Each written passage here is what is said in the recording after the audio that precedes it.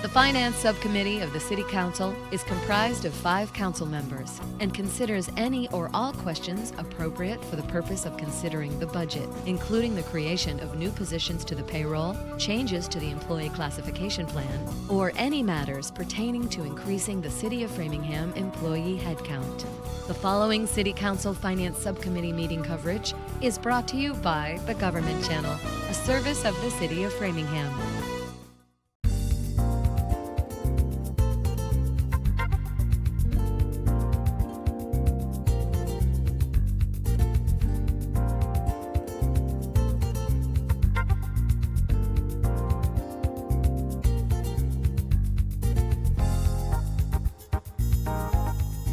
Come to order on February 12, 2026 at 5 p.m.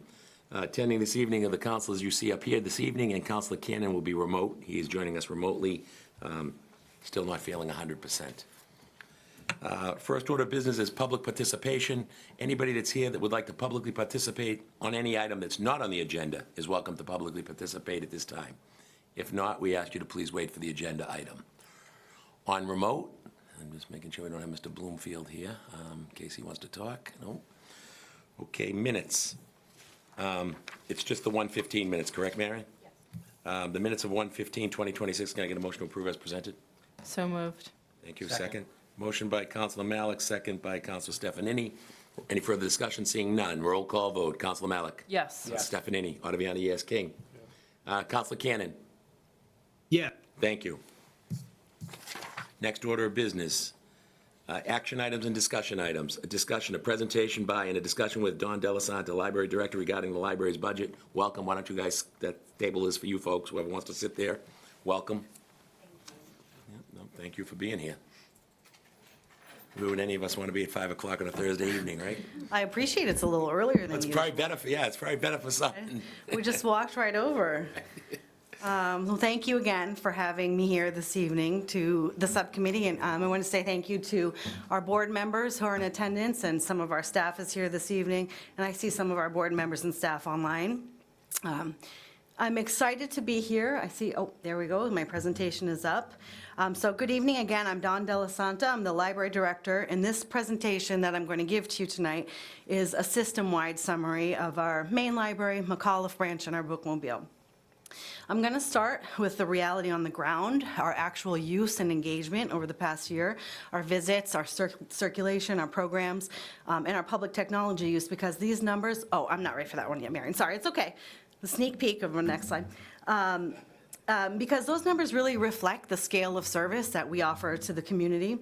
And then I'm going to walk you through our FY 2027 request and the main cost drivers with those, with the goal of keeping our services reliable, compliant, and responsive to demand. Okay, next slide. Thank you. So I realize that these are a little bit small when they're up on the screen, but this is what I mean by scale of service. In FY 2025, we served 289,399 visits across the system. Visits include everything from children's programs to job searching, technology, help, meetings, studying, and using public services. Our buildings are incredibly active service hubs.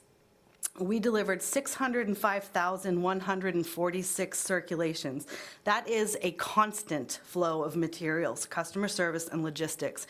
We welcomed 32,944 program attendees, and we completed 19,584 reference transactions, meaning residents sat down with our staff for real help and with real questions. On the access side, we supported 14,914 Wi-Fi sessions and 15,382 public PC uses. The library is one of the city's major digital access points, and the bookmobile extends that service beyond our buildings with 9,185 visits, 9,408 circulations, and 494 hours open. These are high-touch services, and the numbers reflect a system that our residents rely on daily.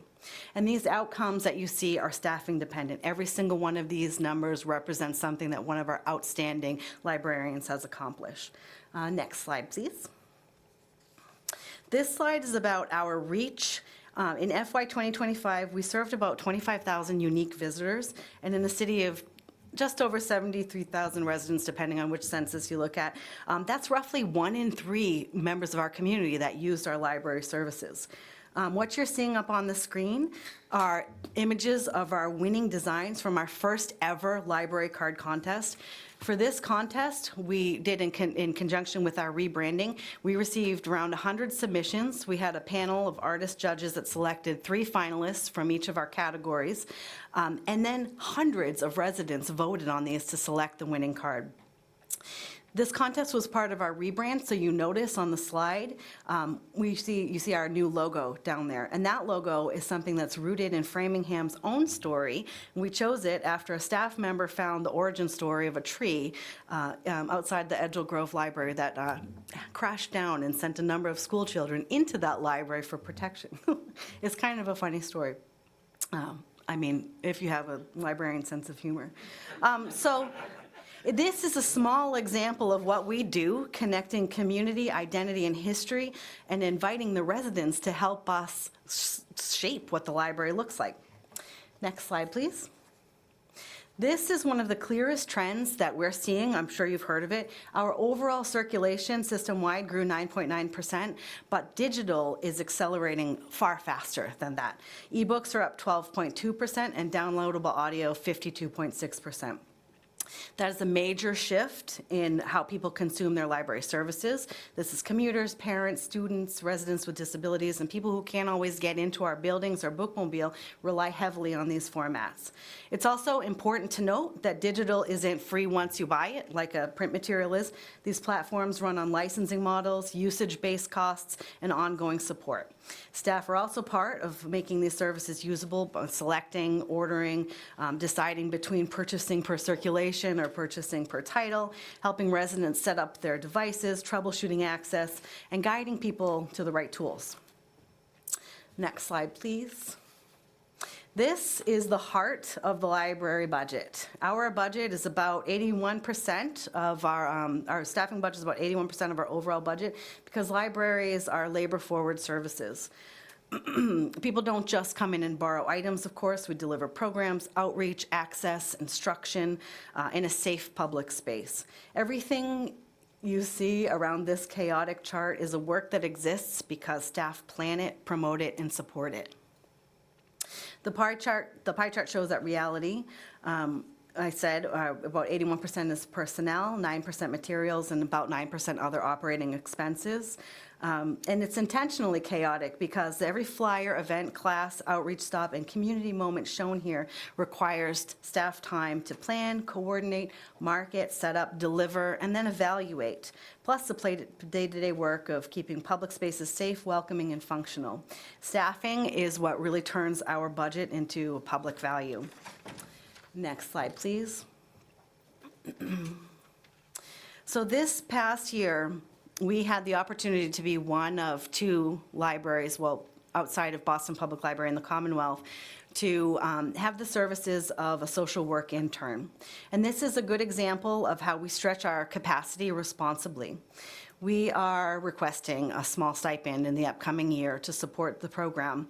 We're requesting $3,500 for a licensed social worker to supervise so that we can continue to host a Boston University social work intern for the next academic year.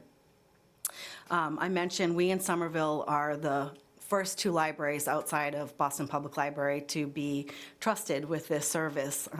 If you haven't heard, library social workers is a trend that is spreading fast and furious across the country.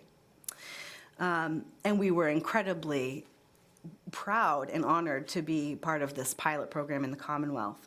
The requested stipend covers roughly an hour of weekly supervision, evaluation of assignments, and required field documentation, because internships in social work have to be supervised by a licensed social worker. Mid-year, we're already seeing a tangible impact. 16 community members have been helped, and I do want to say our social work intern came in August, but they did not begin seeing patrons until the fall, after they'd completed a needs assessment on the community. Our social work intern has created a 38-page city resource guide. This is something that we will share with the city once it's complete. and practical tools for patrons and staff around food resources, winter needs, and sharp safety. We've also strengthened a partner network with social workers from SMOC, the health and police departments, schools, and peer libraries across the Commonwealth. So we're not duplicating efforts, we're connecting residents efficiently to the right help. A pantry and food and freezer piece is also concrete support that meets people where they are. So I mentioned the $3,500 stipend covers a full academic year of licensed supervision and required evaluation. Depending on the final number of weeks and documentation time, it averages roughly $55 to $110 per hour, depending on documentation and evaluation needs. So that is the end of my presentation, and I thank you very much for your time and support, and I am happy now to answer any of your questions. Members of the council, any questions? Councilor Stefanini. Thank you, Mr. Chairman. First, thank you for the presentation and for all the stuff that you do for our community. As a family that uses the library, we appreciate the services you offer. I have 3 questions for you. The first, the social worker aspect, I think, is important in the world we live in today. What do we do when we have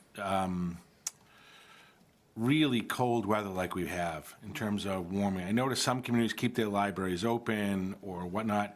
We didn't do that. Is there a reason we can't do that or we shouldn't do that? I think that's a fantastic question and a timely question, and something that I know a lot of leadership in the city is asking themselves right now. As far as us, we're kind of beholden to what we're told to do. So right now, we haven't been approached with the idea of staying open late.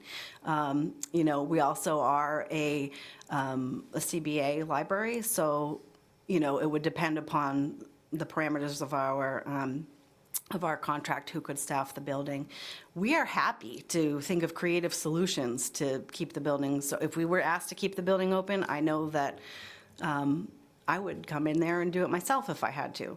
Some people have had a really difficult time going through that, and the police have been very good with people who are on the street or someplace else in terms of lieutenant, but a lot of people just need a warming center or someplace to go. You're right. And one of the things that I can say in terms of the social work intern and what they've been able to do as far as finding places for people to stay in the cold, the thing that we noticed in Framingham is that there are so many organizations, grassroots and city organizations, that have incredibly large hearts and the intention to help people, but they're not always communicating with each other. So what we are trying to do, and what our social work intern is trying to do with that 38-page resource guide that I mentioned, is bring all of these different organizations together so that, you might say, Dawn, can you come and keep the library open so a handful, the people who are cold can stay in the library? Sure, but that's not really a long-term solution. But if we do connect every one of these organizations together and create this network, then we're more likely to be able to help people. And I know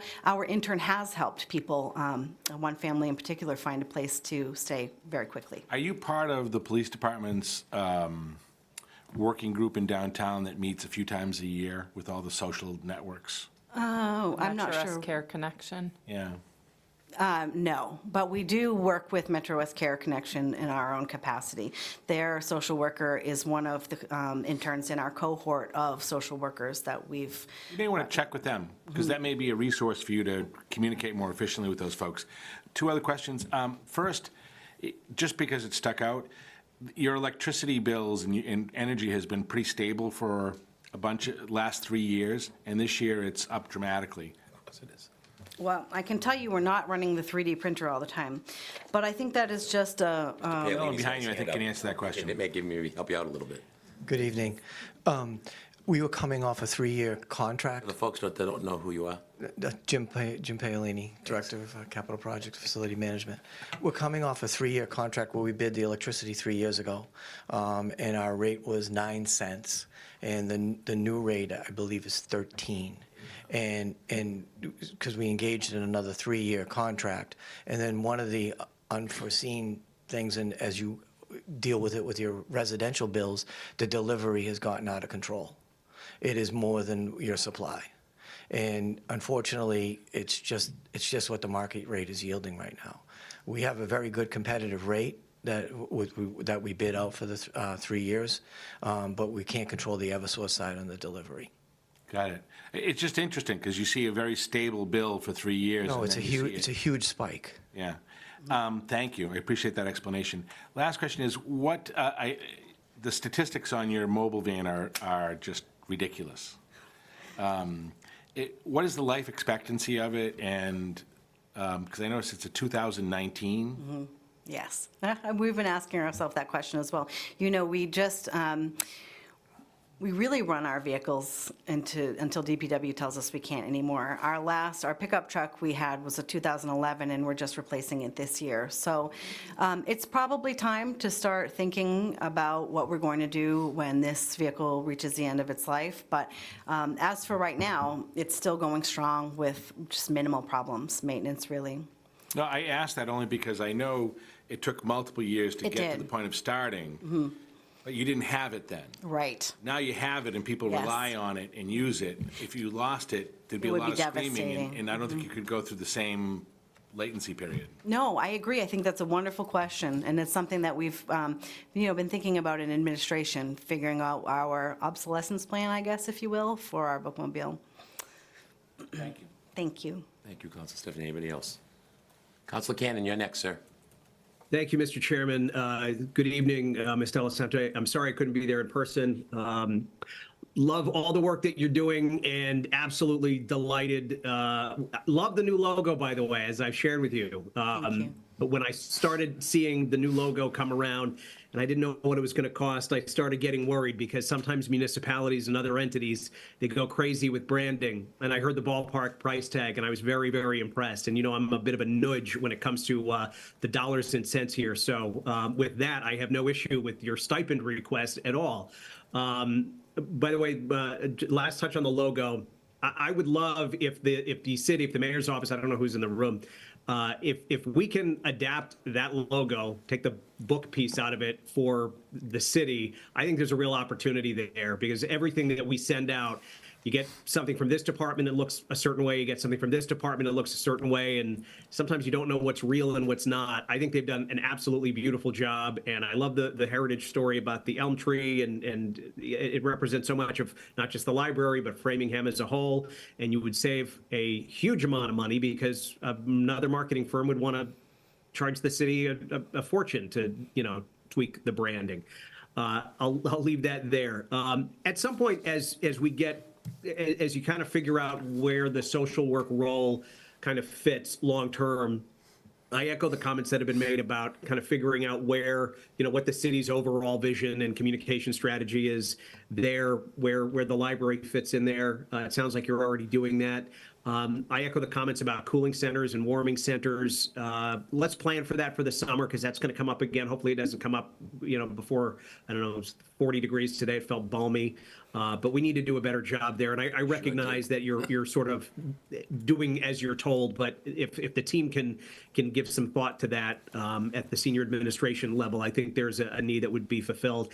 And then just longer term on the collective bargaining piece. There are some, it makes a lot of sense before certain holidays that the library closes when it does, but maybe not all of them. Maybe that's something I know you're thinking about for the next round of discussions there. But those are all my questions. And thank you, Councilor Stefanini, for picking up on the electricity piece, something we should talk more about. Other municipalities are facing similar circumstances. I don't know if there's an opportunity for us to partner together with Natick or another nearby municipality. Maybe increasing our buying power is something worthy of longer discussion. But that's all I have, Mr. Chairman. Thank you. Thank you very Don. much. With that, I'll go out to the audience, members of the audience, just your name and address for the record, anything you'd like to share with us. You're up first. You asked way before anybody else got here. Thank you. Yep. Good evening. My name is Jenny DeArchangelis. My address is 22 Shawmut Terrace. I'm a library trustee, and I'm here to speak a little bit about the budget. As a board, we are really proud of the many ways that the library continues to meet and anticipate the evolving needs in our community. We're here this evening to express our support for the library's proposed budget.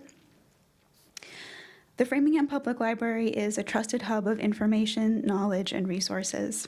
When community members walk through the doors, they know they will be greeted by dedicated staff who approach patron interactions with enthusiasm and compassion. In recent years, however, some needs presented by patrons have increasingly extended beyond the traditional scope of librarianship. This is not unique to Framingham. Libraries across the country are experiencing similar trends and are responding by partnering with or hiring social workers to support patrons with more complex needs. In Massachusetts, public libraries in Boston, Cambridge, Somerville, and Worcester have all taken the step of hiring a social worker. While we hope that Framingham will one day employ a library social worker, funding has not been available for a position. So this past year, thinking creatively, Don De La Santa was able to secure the partnership with Boston University's Master of Social Work program. In just a few months, Dave, the MSW student intern, has had a huge impact by completing a needs assessment for the library, meeting directly with patrons, and providing support to staff through trainings and opportunities to debrief after stressful events. Patrons are often seeking assistance with housing, food insecurity, employment, and navigating an increasingly digital world. The MSW intern can also serve as a resource around mental health and substance misuse concerns as they arise. Offering this resource is very much aligned with the library's mission and has been an asset we hope the library will be able to maintain. So we respectfully ask this evening that you approve the library's budget as written, including the stipend for an MSW supervisor. Thank you very much for your time and consideration on this. Thank you very much. Anybody else in the audience have anything they want to share or add? Yes. Hi there, my name is Day Colts. I am the social work intern at the Framingham Public Library currently. I just wanted to speak a little bit about some of the questions that you were asking previously to Dawn. And I've been very, very lucky to have this internship this year. I think that I've grown much more in just the past few months that I've been here than I ever could have imagined I would have. But the level of need in Framingham and in surrounding communities that often come here because of the wonderful hub of resources we do have is large, to say the least. The census in 2004 said that our population here was 73,361 people, 10.4 of which live in poverty, which is about 7,629 people. And through the work that I've been doing in this library, I have noticed that there's a point when those services stop in the day. The library is open until 9 p.m. And a lot of the time after 5 p.m., people can't get help when they need it. And I've had so many people who have come to me at the library because some crisis has come to them before they could possibly have imagined it, and they don't know where to turn. So they come to the library. And by the time they're told, oh, you can go to Metro West Care Connections, you can call somebody at SMOC, they're not always open or available. And that 24 hours can make a huge difference, especially for somebody who's facing sleeping out on the street and very, very cold temperatures. I think that regarding a warming center for this town, I think that it's incredibly important and is something that I've been discussing with some of my colleagues at Boston University, professors and students alike, trying to think of different ways that we might support that. And I think that that's also something that a social work intern could be very involved in, especially at a macro level. I think it provides a point for education for the community and strengthens the love that somebody can have for this community as it has strengthened mine. And I believe that it would be honestly an honor to work on that project and work on making this community stronger. I do have actually an invitation to the Metro West Care Connection meetings that do happen. So the library was not previously part of them, but through my work on the resource guide and community connections, that has happened. Mr. Chairman. Thank you very much. Councilor Stefanini. Thank you for that, for your service, and thank you for that report.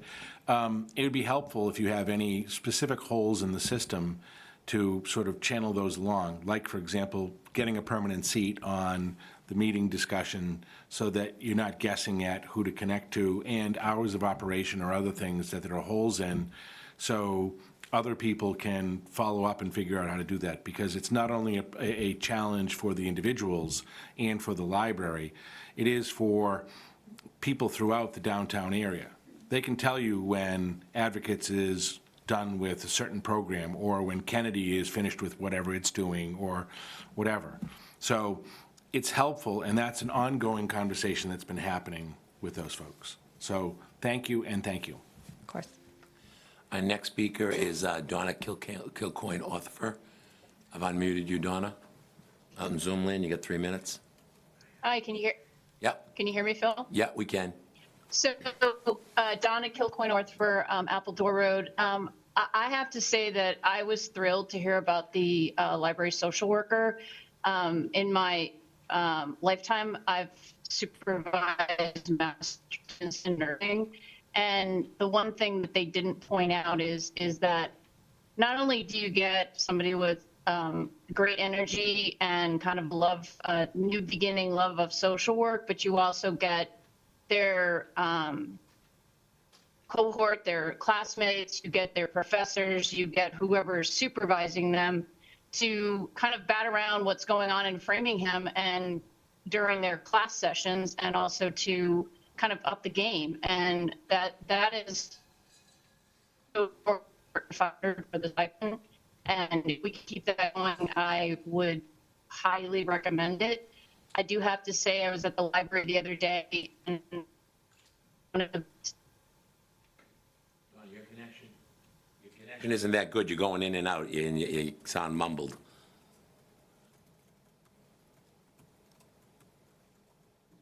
Are you there? Or did we lose you? Not talking, Chairman. Actually, we lost you. You're not, okay.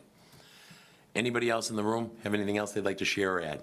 While we're waiting for, sure, absolutely. Councilor Malik. Sorry, just thinking of it. I vaguely remember last year during the library presentation, there was some discussion about shifting from full-time to part-time staffing, or sort of how your staffing had evolved over the years. I don't remember the details of it, but how has your staffing model evolved over the years, if it has, in terms of reliance on part-time versus full-time staff? So, thank you, Councilor Malik. This is a great question that I think may predate me a little bit, because since I've been the library director, which is, I just passed 2 years since I became interim director, we haven't really changed positions at all. We have mostly full-time, or we have a 45 FTE staff. The rest of our 84 or so staff members are either library pages or substitutes, and amongst our full-time staff, or our permanent employees, I think there's two 30-hour and like 4 20-hour, and the rest are 37 and a half. So mostly full-time. I do know a little bit of lore. Some of those positions, I think, way before my time, were full-time and then were split for various reasons. I think mainly convenience. So nothing's really changed. I'm not sure if that answers your question, because I don't really have an answer as to how the evolution has happened, but with us right now, nothing's changed. Okay, thank you. Yeah, okay. Back to the audience. Anybody in the audience? Back to Zoom. She didn't. Donna, did you want to finish? Donna Kilcoyne-North. I see you're back zoomed in. Okay. how about now? Oh, you're all good now, or you want to finish? Yeah, I'm good now. Okay. No, I just didn't It's know where either yes or I no. let off, but, so I did want to say that, I don't know if you heard my story about being in the library and watching one of the librarians deal with a very difficult person, didn't hear and it. she handled it so well, and I wanted to just say kudos to whatever training you're doing, because I know most people would have probably lost their cool. So thank you again. Okay. And just for the general public and everybody, we have 16 attendees on Zoom, 5 panelists, and we've got a few folks in the room. So, okay, back to the board. Anybody? Seeing none, thank you very much. As always, thank you for being here, and thank you for what you guys do for the city of Framingham. It's much Thank appreciated. you. Next item on the agenda, discussion, a presentation and a discussion with Carly Mello, Director of Technology Services, regarding the department's budget. Welcome.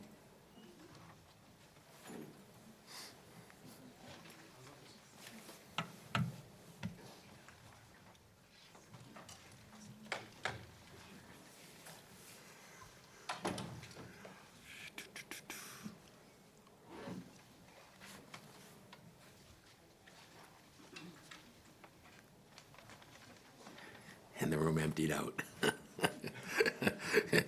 Is it something I said? You're all here for the library. Thank you very much for having us tonight to present our FY27 budget request. The Technology Services Department, next slide, please, Marion, sorry. The Technology Services Department is committed to providing the highest level of service possible while being fiscally responsible. We maintain a secure, stable, up-to-date network and end-user environment that enables and enhances user productivity. We help the city innovate and improve services for its residents, including investing in new technology to help streamline processes and make it easier for people to interact with city government. The technology budget provides the resources necessary to support the services that residents rely on to engage with the government in a digital environment. This ensures the city's government can do its job effectively and serve the residents well in an increasingly digital world. Next slide, please. This is just a 3-year snapshot of our budget. Our FY27 request is $3,100,000. I see your daddy's home. Somebody is, needs to be muted.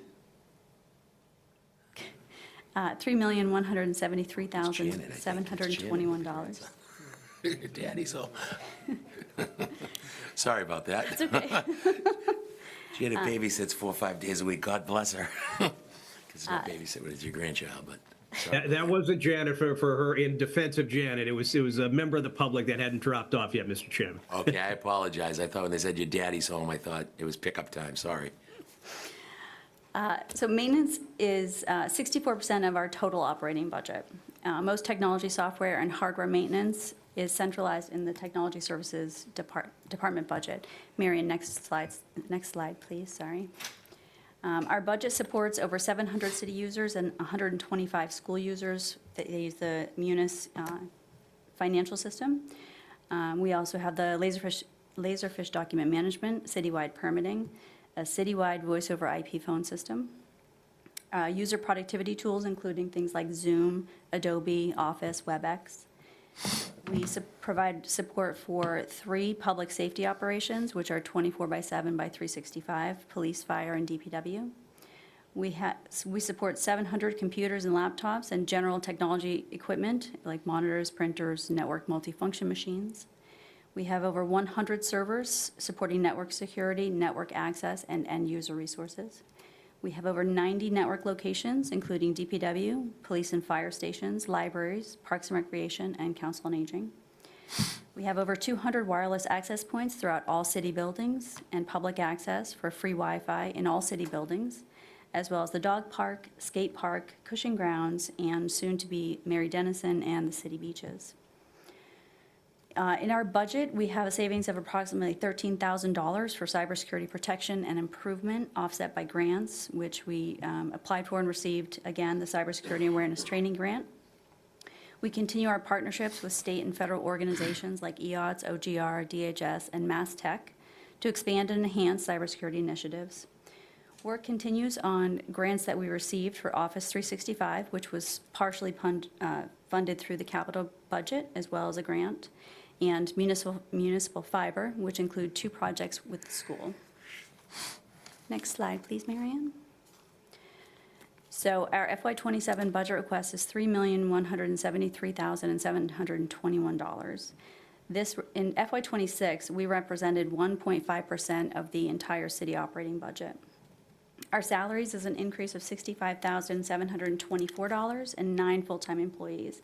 This includes contractual obligations for our union members, as well as our Assistant Director of Development position. We're requesting full funding for that this year. We did hire an employee in January that was funded at 50% for FY26, so we're asking for the full year for FY27. Our operating budget, we see an increase of $307,761. The largest part of this is a $230,000 anticipated renewal cost for Office 365. So this may change because we haven't started the project yet. We have a grant, we have the capital budget. We don't know the final numbers yet or when exactly the project's going to start. So that $230,000 may decrease or drop off our budget request depending on when we award the bid. 2 other of the largest increases are $30,160 for an upgraded security line to work with Office 365 once it is implemented, $38,531 for a prior capital project that included maintenance, and now it's moved, that has to move to operating. Some of these increases were offset by decreases from equipment removed from maintenance due to attrition or approved capital projects that have maintenance included. For example, the network refresh project includes maintenance, so we are removing some of that maintenance from our operating budget. And our small capital request is reduced by $3,405. It does include continuation of the laptop replacement cycle, approximately 60 laptops, and additional Laserfish licenses to meet increased use. Every department in the city uses Laserfish for document management. The other increases are dues and subscriptions went up $2,695. We pay for Archive Social, which is every social media post has to be archived for public record. And because of an increase in social media posts, the annual cost went up. And our training request is going up $3,405 to include training for our new assistant director. That is my presentation, and I welcome any questions. Thank you very much. I'll open it up to the council. Council Stefanini. Thank you, Mr. Chairman. Thank you for your presentation. As technology becomes more important in every business and every entity, and I know we've started doing our licenses and permits online, what do you see as the next, as you look in your IT crystal ball, what are the 2 or 3 or 4 things that are best practices in other communities that we need to look at next so that we get closer and closer to a paperless world? So we continue with our scanning initiative, which we've been doing since, I think, 2017, right? So we're scanning all paper and then moving every process that we scan the paper to electronic. So we're trying to reduce the paper, in the front. And a lot of those documents are available on our online archive on the city's website. So I think keeping that initiative going, we have money left from an older capital project that we'll continue with this year. Expanding the use of OpenGov there are a handful of departments that are not using it yet because, we started with phase 1 for the departments that were in Acela, moved to OpenGov. I would like to see an expanded use for OpenGov for any department that does permits, licenses, or anything like that. Jim Palini and I had a conversation about moving some of their applications into OpenGov, and I think there's a lot of benefit to doing that. We're also looking at transparency and open data and things like that. I think that would benefit. That's of interest to everyone, right? Everyone wants to see the open checkbook. So we're looking at options for that so that it's not a manual process like it is right now. Off the top of my head, those are the big ones. Cybersecurity is always our top priority, right? Because if you saw the amount of reports that we get of people just hammering our network, trying to log in as us, and it's frightening. So that has to be top priority for us also, to protect the city's resources. So I would separate out those 2 thoughts. On the issue of making paperless government, I think that makes sense. I would suggest to you, at least from my layperson's observation, and I admit it's only anecdotal, I think you need some more training of personnel, and I think you need to think about what the customer facing. I just happened to be in the council office about a month ago, and somebody was trying to get a building permit. Mm-hmm. It was a resident. They were looking for something. They went up to the building department, and they said, you have to apply online. And the lady said, I don't have a computer. So we'll go over to the library and put your permit in. Now, you go into Cambridge or Boston, there's a computer that's on the desk, and you go in and you fill it out and you go forward. And a lot of the heavy users of the building department, builders, whatnot, they know how to work the system. But I don't want to be too critical of that because I think it's a growing pain. But I hope we're working through those issues in terms of how we get paperless and how we're thinking of other departments we can do the same with, because it makes things more accessible. The second part of your comment was really my second question, which is relative to transparency. Mm-hmm. Many communities have intuitive either software or ways of looking at FOIA requests and or web traffic to figure out, oh, people are really interested in this. So I'll take a current topic, and there's always a current topic. 334 Salem Inn Road. Everybody, and we've gotten 50 emails, 70 emails on the topic. People saying, well, we can't get access to this information, and the building commissioner's opinion on this or something else.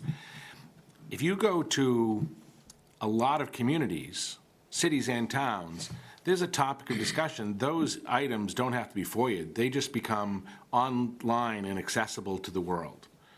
And I don't know why we make it so difficult to figure out how to do that. I mean, we require people to file FOIA requests for police reports. Most communities don't do that. It makes our numbers go up. It looks like we do a lot of FOIAs, but Surely not customer-friendly or business-friendly. I just think we need to think about how we become intuitive in terms of things people are looking for and how we put them out there. And you mentioned the checkbook. The checkbook has to go online. Mm-hmm. Every other community does it automatically, without difficulty, without challenges. It was part of a budget rider we put together as part of our CFO. We need to make that happen, and we need to make it happen like immediately. It is just. How quick how quick can we do that? You got the software. It was on the before. We could get it online. So we don't have the software. We had the software years ago. We had Socrata, and then we had OpenGov budgeting. We have neither. Those were cut in budgets years ago. So what we're doing right now is it's a manual process of exporting the reports from Munis. And you got to put them on. And then we have to make sure that they're sortable, that, you know, they print PDF okay, because they're 800 pages long. So we are working on. What does it cost for the software? I was going to say, we'll give you, we nickel and dime people. Socrata was $50,000. OpenGov budgeting was, back then, I think it was $100,000. They're when you think about open data, you have to think about what you're looking at is a portal that has hooks into all of our systems, right? So that's the expensive part. It's the integration with Munis. It's the integration with OpenGov. So I am looking, it's one of my highest priorities. We are looking at options that don't cost $100,000. But find one and we'll work with you on that, because everybody, that's what we hear about all the time. And Yeah. people want to know. It is what it is. It's something that we'll get a lot less phone calls. The mayor's office will get less calls. We'll get less calls. Everybody will get less calls. And it's open, it's transparent, and all these other communities do it. It's a $400 million budget, okay? $100,000 is not a lot of money. I hate to break the news to everybody. You know what I mean? It gets a little bit after a while. And Framingham did it for a long time. We just stopped doing it 4 years ago. So we need to figure out how to do this. Mr. Tessino. The checkbook was recently put online for the last 4 years in a PDF. It's in Budget Central. So when I sent you the Excel spreadsheets of what you requested, we put a PDF of the checkbook for the last 4 years online. It's on Budget Central, so you could take a look at that. That's good. I don't want to be fresh, but that's like saying you're going to give me a car without any tires. A PDF is not a searchable document, number one. Number two, it doesn't include all the expenditures in the community. And three, it takes forever to find that. The document you sent the other day was about 30% of the expenditures we have as a community. 30. It didn't include any personnel expenditures. It didn't include a whole bunch of pieces. So, look, it's not like I'm asking for something that is really unusual. It's something that Framingham did until 4 years ago, and it's something that virtually every community in the Commonwealth of Massachusetts do today. We just got to figure out a way where you can go in line and say, Mike Tessino, oh, how much he makes. For me as a decision maker, I'll tell you what I use it for. I use it for codes for departments and everything else. Like, one of the questions I want to talk about tonight is cell phones. And we'll get to that when we get to our next discussion, and we'll talk a little bit about that. That's my next question. But it's interesting to see in departments, the library, and I didn't want to pick on them, they're spending $7,000 on 2 or 3 cell phones. At least that's what their report said. The report said they have a cell phone for the director, the assistant director, and for the mobile van, and they have a budget of $7,000. Well, I bet if we look across the city, we're spending a fortune on cell phones everywhere, and how are we dealing with, I can't see that data, so I can't ask an intelligent question, and I can't try to help formulate where we're going. I'm not trying to be critical I'm trying to figure out how we do what everybody else is doing. They got the message loud and clear, I think. Carly can help me out, but I'm pretty sure the PDFs are searchable now on Budget Central. We're working on the payroll part of it, because I didn't know that you wanted that, so we're working on that. It'll be done very soon. There's a few things we're not sure if they have to be redacted or not, but we're working on that. And I'm going to ask Carly to quickly explain what she's working on. She has a new employee in her department, and he's working on something really nice that's probably not going to cost us anything, that you can get all this information at your fingertips. If you could just briefly describe that, Carly. Yes. So After that, Councilor Cannon's next. Thank you. I just want to jump back before I lose my train of thought. So the building department, Fred reached out to us right after his meeting, and we're working with him to get a computer on the front desk. But that took us asking him, just so you know. Yes, That wasn't his understood. creative thought and his creative idea. Understood. And it just, we need to be, I used to say it about Mr. Tassino, best building commissioner ever, okay? Solution business. You'd walk into the office, he didn't tell you how you weren't gonna get it done or how they were gonna fight you. He'd explain to you how you could get it done. Well, we don't have a lot of that going on in this building anymore, okay? And I'm a busy guy, and my phone call rings. I called DPW this morning to tell them that they had a water leak on Salem End Road again, because my wife was up at 4:30, had to be at the Brigham for 6 a.m., and it was flooded. So I text Bob Lewis, and guess what? Next thing you know, where they fixed the other day, they had another problem. But it's time. That's not even thinking out of the box. This is great. You got somebody that maybe can get this stuff done for us, but it's customer service. When John was telling me about the per person in the office, you tell him to walk over to the library. It's 2 degrees. It feels like 14 below. We're sending him over for a walk. God bless Councilor Malik walking to these meetings, but we're sending them out of the building to go to use a computer. And what if they have a problem? Have to ask a question. We're going to call Fred Bray on the phone and say, hey, how do I do this?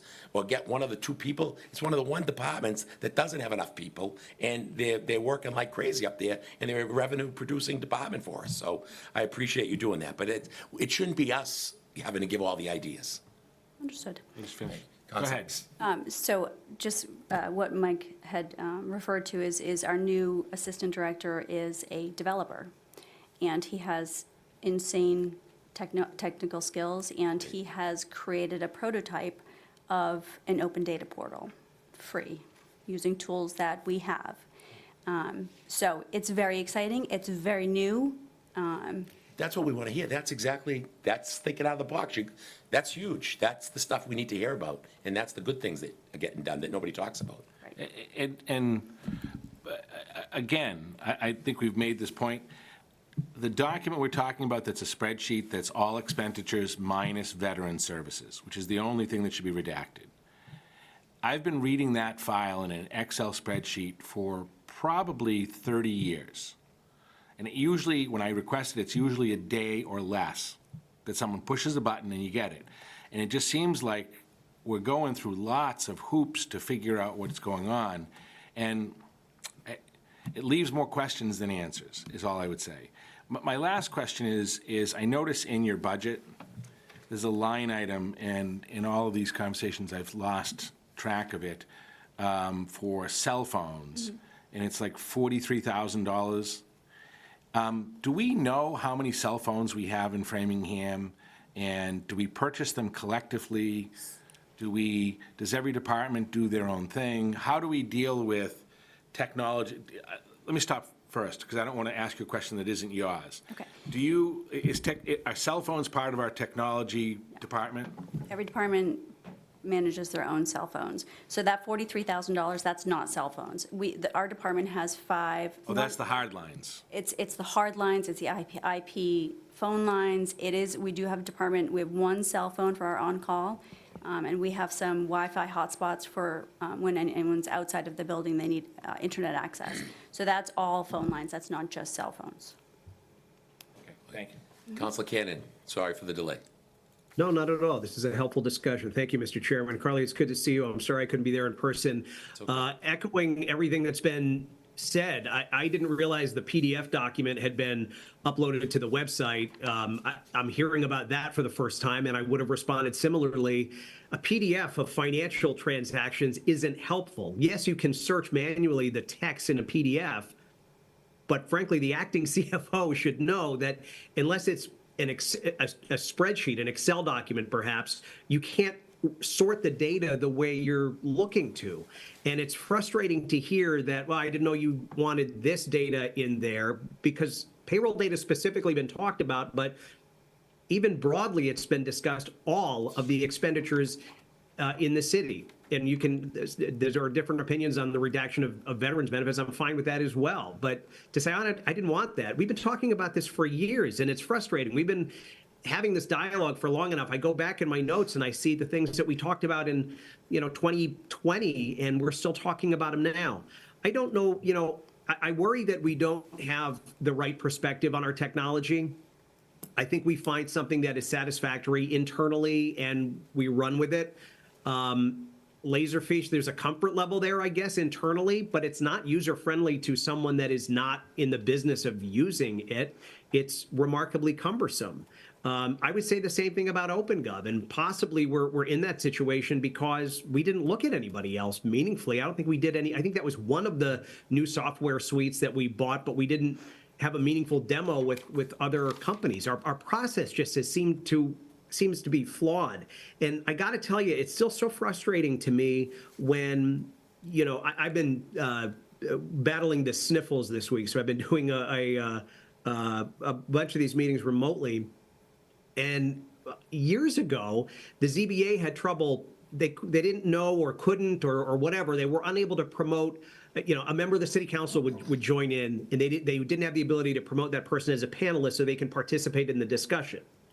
So that's still the case today. So you can unmute somebody. I mean, it's just very, very cumbersome, and it's not, it's not what I think they were looking at when they rolled out these Zoom meetings years ago. And I'm stunned that that's still the case 5 years later. I was at the Council on Aging meeting this week, and they were having all kinds of technology issues with getting the Zoom meeting. And it's really important that people can hear and be seen and all of that. And we eventually figured it out, but it's like this low-hanging fruit of making our meetings, the business of government, more accessible to people, and how limited we still are there is frustrating. You talk about the integrations. Those integrations are very, very routine. They're off the shelf. They're not custom. There's some sorting, but those are very routine things. And I don't know that we're even trying to negotiate some of that stuff. If we did this big push for OpenGov, and boy, we promote the OpenGov company more than we promote the city of Framingham on our website. I don't know why we didn't bundle whatever their product is into it, as almost a bonus. I don't know. I worry that we continue to not be proactive in this area. The costs go up, but I don't think our customer service, the way that the community can interact with their government, is getting better. At some point, we talked about, Councilor Steiner used to ask about this all the time because scanning always comes up. But how are we prioritizing that, and do people access it? How do people access that data? What's new there? And if the Simpson Park is on the agenda for the Community Preservation Committee meeting later tonight. If you go to our main website and search for Simpson Park, well, you'll see some random documents from years ago that may have the word Simpson in it and may have the word park in it, but other cities figure out how to modify their search tools, the defaults, to do this, and are also able to recognize, okay, well, we've got these major issues hitting the community, whether it's Salem and Road that someone talked about, and can make that stuff more visible. Surfacing data about someone's government continues to be a real struggle here, and I'm not hearing about it. I had hoped tonight I would hear something about accessibility, some of the ADA type regulations on accessibility in municipal and government websites that are evolving. We don't need to go into that now, but I'd love to learn more about what Technology Services is doing in that area. But I'm awfully hopeful that we can replace that, at the very, very least, that PDF document of whatever it includes, to an Excel document that someone in the public could download and look at and take that data. To say we uploaded a PDF of our expenditures is not actually making the data accessible. It's it feels more about saying we're making the data accessible. But anyway, sorry I couldn't be with you in person. That's all I have, Mr. Chairman. Thank you. Thank you very much, Councilor Cannon. Anybody else up here? Councilor King. Excuse me. I'd like to just have a better idea of how we decide what we're going to buy for software. And the reason I ask that is I guess it's all the OpenGov stuff. But I just find the new softwares so much less user-friendly and valuable in terms of what it returns. For example, in the old building permit software that was online, I could go in, put my address in or anybody else's address in, and I could get the historical list of permits that have been at that address forever with no problem. I haven't been able to figure out how to do it with the new software. I can put my address in, eventually get up to some things. I have some things listed at my address, which I have no idea what they even are. I certainly don't remember instituting them. But maybe I did. Maybe there's just the way it's described. I don't know. One of them says, like in 2020, some sort of enforcement compliance. I don't know what I did, but maybe I did something. But I don't remember anything being enforced. But the very basic stuff, like when someone put the roof on the house, which I used to be able to tell from the old thing was in 1997, it's nowhere to be found. So maybe it's user error, but the same user was able to get the information before and is not able to get the information now. Assessors, that came up with some stuff that John had brought up. They used to have their database used to be fantastic. Used to be able to have like 20 years of assessments on the property and that type of thing. Now you have 3. So I just don't understand how we're paying a lot of money for progress and supposedly better software when at least the average user, being able to access it, there's a lot less information available, and it's really frustrating. I can address the OpenGov piece. So when we had Acela, it was on-prem, and we had complete access to that database. So our previous assistant director, who's also a programmer developer, built those queries to look directly into the database that was here. OpenGov is in the cloud. We do not have access to their database. We have access to an API that lets us access what they want us to access. So the queries are different, they're not as robust, and we are limited to what they allow us to query. Part of this open data platform that we're working on will be kind of putting the old Acela data and the new OpenGov data culled from the API and putting it together in a format that's more easily searchable. I understand your frustration. But why would we spend $500,000 to buy new software that does half as much of what the old software does? It just doesn't make sense to me. It was $200,000. We went out to bid. And they were the low bid, the lowest responsive bid. Right, but why are they responsive if it doesn't at least give us equal service as the former service? I don't understand why they'd be responsive. It just doesn't make sense. It just doesn't make sense to me. Why so we're buying a lesser product? So great. If they're the lowest responsive bidder, they're the lowest responsive bidder to a lot less of a functional requirement. And that to me is disappointing. I don't know who makes that decision, but I would think if we do things like this, we should at least bring it in here. Maybe have test teams. Maybe have people look at it. Maybe have people, casual users like myself, look at this stuff and say, does this do the same thing or does it do more? It would be great if this stuff did more. When we bought this stuff, I thought we'd be doing more. And it's like very exciting, but it does so much less. It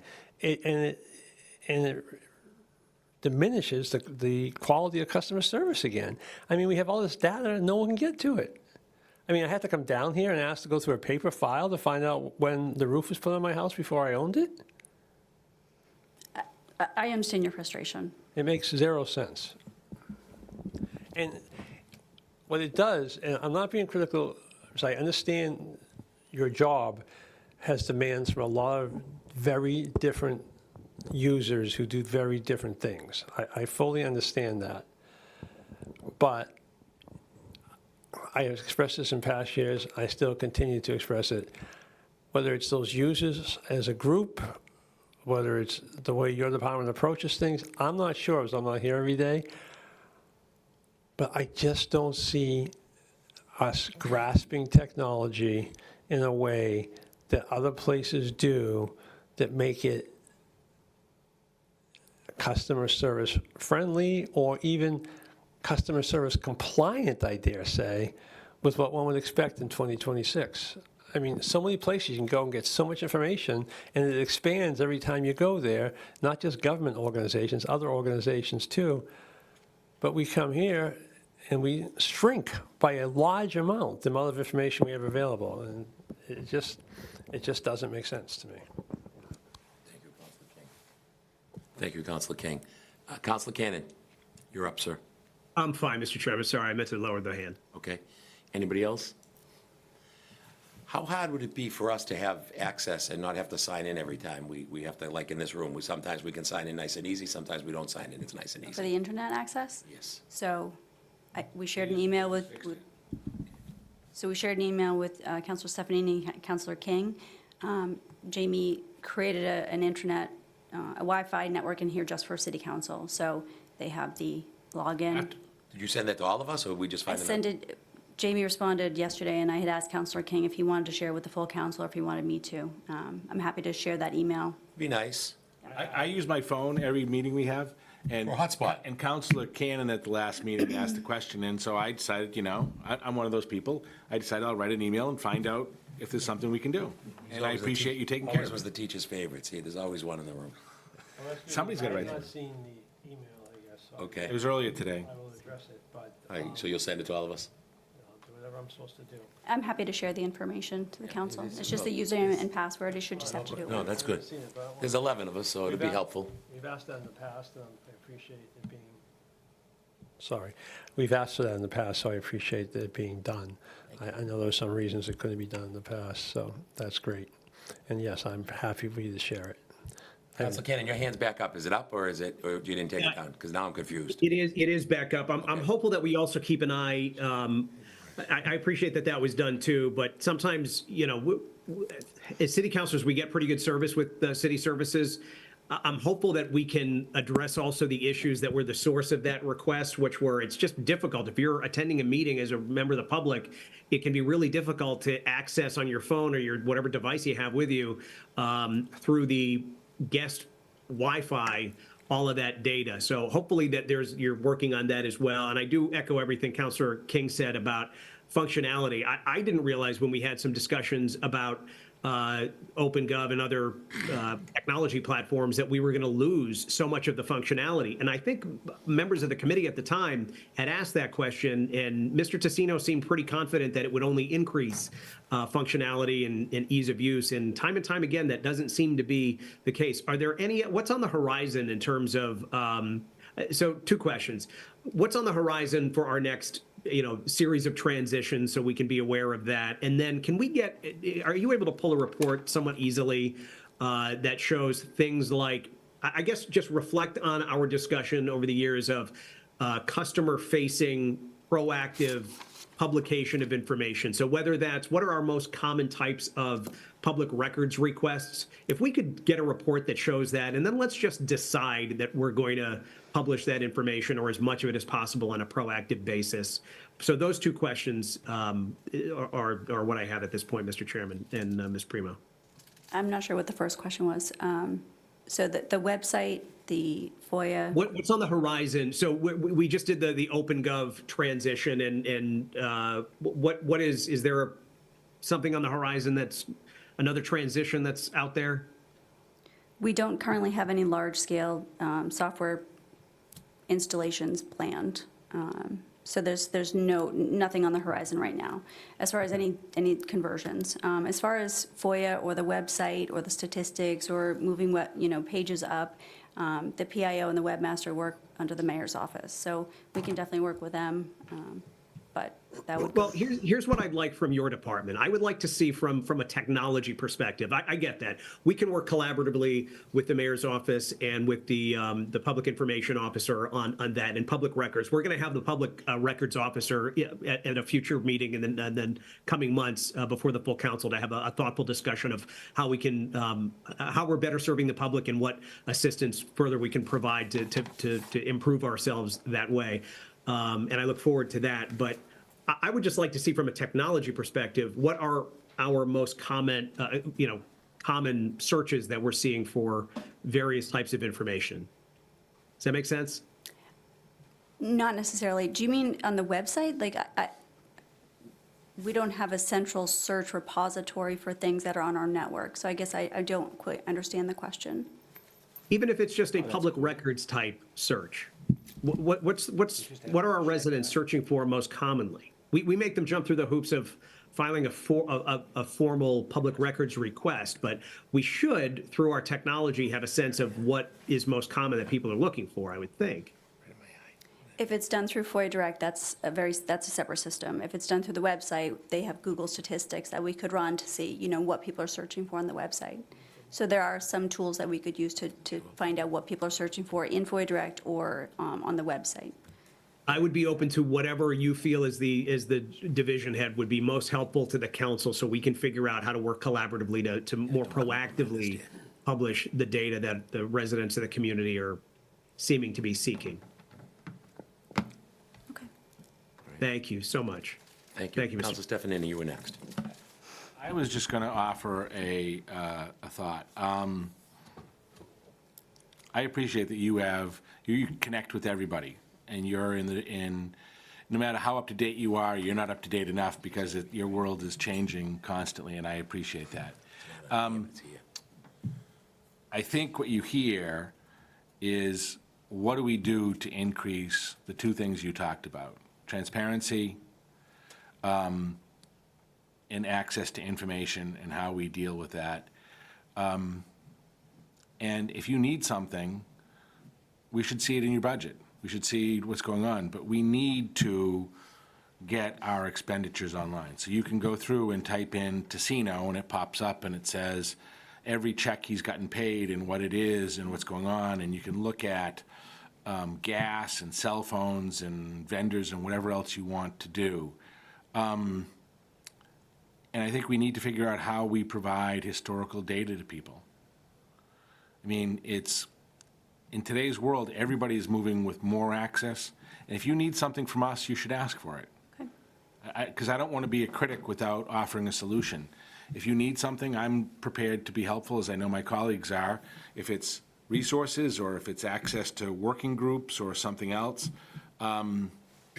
you're hearing from us because we hear from the public, and it's like, why is it I can't see my assessment for the last 5 years or 6 years, or my roof or something else? So that's all I want to say is we put a rider on our last appropriation to the mayor. I suspect we'll do something similar this year if we don't see something happening on this. And I'd like to figure out how we find a productive pathway for us to collaborate on this. That's all. I'm very, very hopeful about the tool that my newest employee is building, and I hope to have some kind of maybe a small demo in the near future, because he's been here since the first week of January, and he's already made great strides. So I'm very, very hopeful, and that's a great way to share multiple data sets, whether it's financial data sets, permits. The assessing one, I'm not sure about that. They did transfer. They went from Patriot to Vision a couple of years ago, so I don't know if there's something in that transition, but I'll follow up with the assessors on that. Thank you. But thank you, I appreciate it. Okay. Anybody else up here? Anybody else in Zoom land? Let me just double check here, because it's when I don't look, then there's a hand up. No, panelists, attendees, we're all good. Okay. Thank you very much for being here. Look forward to that demonstration, and that's, out of the box, so that's great thinking. So congratulations on your new hire. Thank you very much. Thank you. Appreciate it. Next order of business. Presentation and discussion with James Paolini, Director of Capital Projects and Facilities, regarding the division's budget. Welcome, Jimmy, or Jim.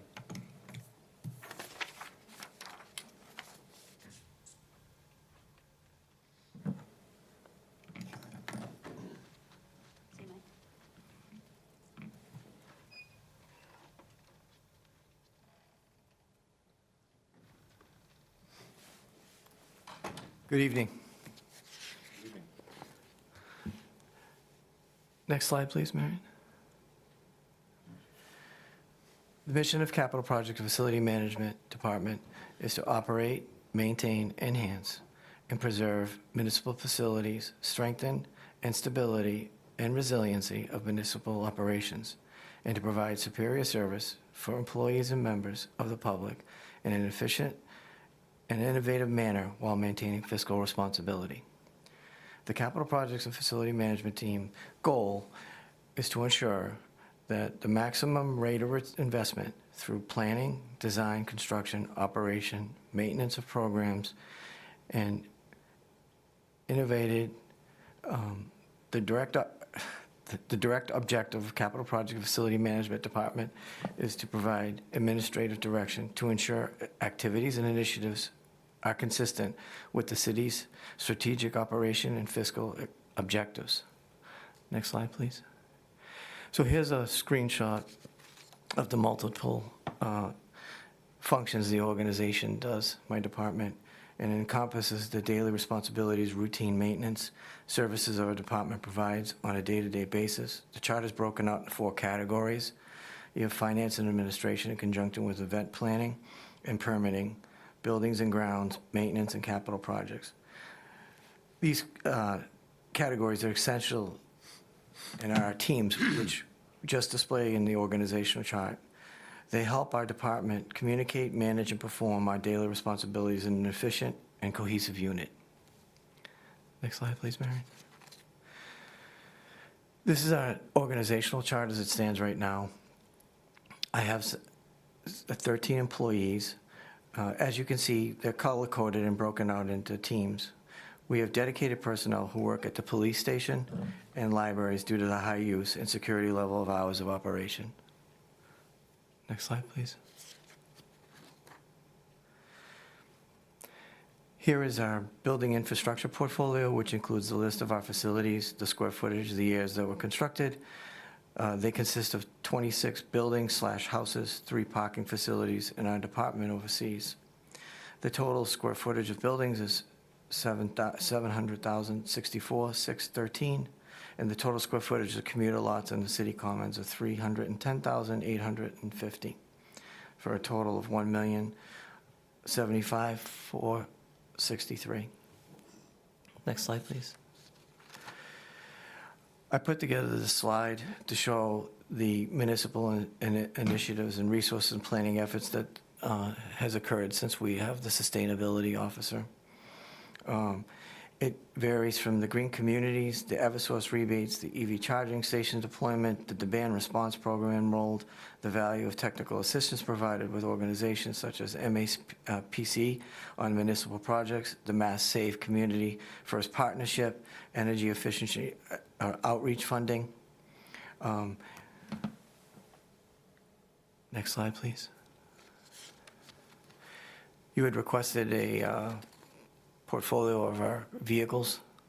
These are our current vehicles.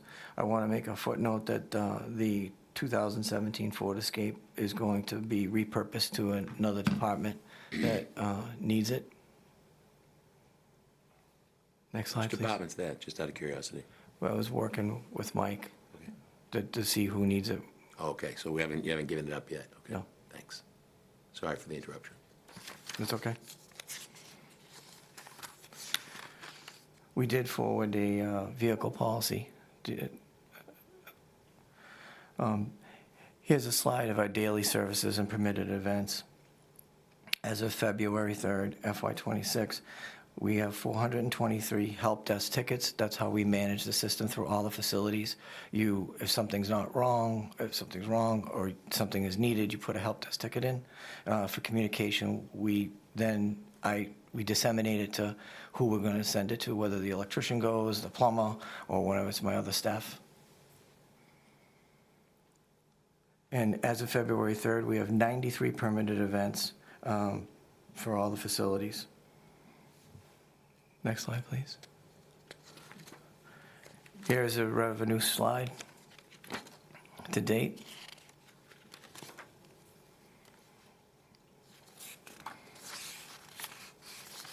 Next slide, please. So here's our operating budget as it stands now. The 3 years from 25 to 26 to 27. Our new request for this year is $2,659,923. There is several factors that have increased this year's budget. Next slide, please. Here are the factors that was previously discussed. The energy is roughly increased from our projections of 50,052. The maintenance increased with having the outsourcing and the cost of doing current repairs, with especially the parts, have really skyrocketed. Is 45,614.